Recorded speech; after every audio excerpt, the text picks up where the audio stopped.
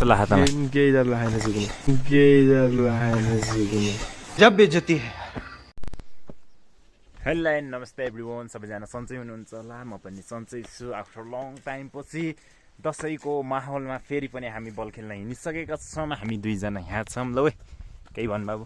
के भन्ने हे टक्क यसले भन्ने टक्क हामी चाहिँ हाम्रो घर चाहिँ यो हो होइन, गाउँ चाहिँ यो हो। सट्ट हिँड्यौँ हामी चाहिँ हाम्रो डेस्टिनेसन भनेको चाहिँ बाराकोट हुन्छ।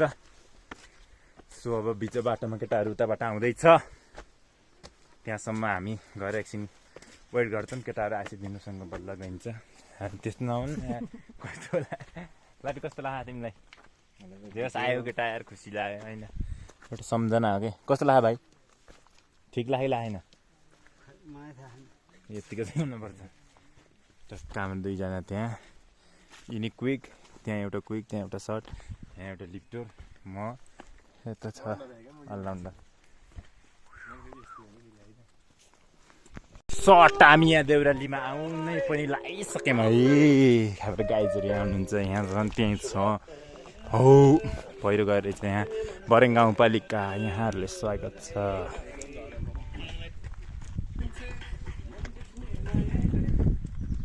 मिठो हावा आउँछ क्या।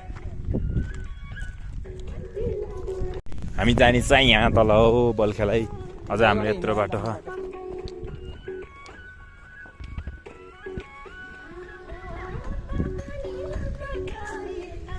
सो टक्क हामी होइन आज दोस्रो दिनमा छौँ यहाँ।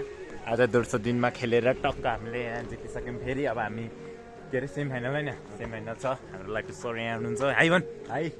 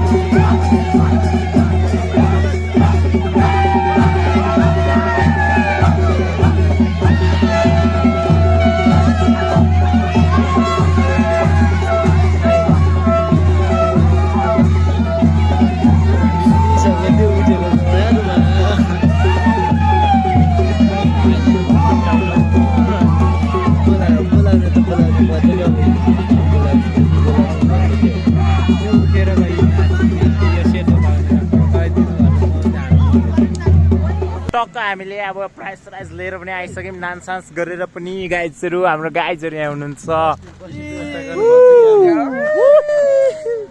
ए यहाँ हाम्रो वरिष्ठको खेलाडी हो, जमानाको खेलाडी। केही भन्नु, दुई चार शब्द भन्नु न। ठिक छ, कस्तो खेल्न पर्छ अहिलेको युवाहरू? जमाना खेलेको मान्छे नि जे भने यतिकै चलाउनु पर्छ।